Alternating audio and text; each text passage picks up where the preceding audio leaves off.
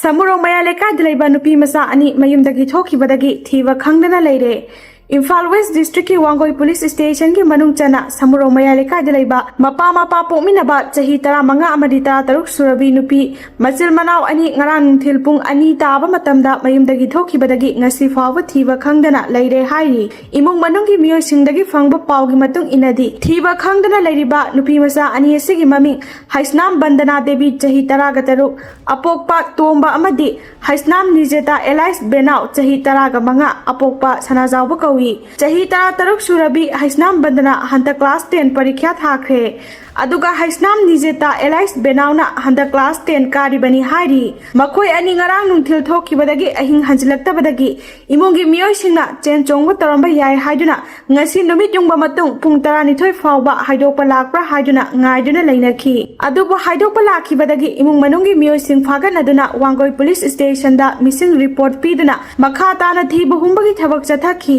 thiba khngdana leiriba Nupimcha ani asi ngarang numidang wairam mayang Imphal da urami haibagi wafam leiri ngasi mayang Imphal kakching amadi wabagai na chingba mafam da makoi anigi khongul libagi thabak chathakhi hairi Kongba ki puruk soubida laifam manakta asiba hakchang ama leiramle IRB personnel ama masa mathanda kapsin jaduna sijakre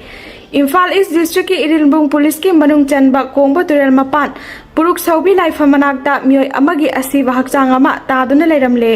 asiba hakchang adu ngasi ayuk pung 7 makhairom tabada manak nakpada leiba miyamna chathok chasin tawbada thengnarakibani nupi ki oigani haina chingnaba asiba hakchang adu manakta haufi amasu taramba thengnakhi numit 5-6 nigi mamangda siba oiramgani haina thajanari manam chele saru polang uba phangle asiba hakchang adu leibagi paw fangbadagi police ta paw piraba matung laukhatlaga James ki mokta postmortem gi damak thamkhre hojik phawbagi oina masak maming khangba ngamdri thogdokasigi matangda police na case ama laukhatkhre atopa paw amana ngasi ayuk pung 8 rom tabada Manipur High Court ki Judge A Guneshwar Sharma gi ya school da leiba mayumda house guard oina leiba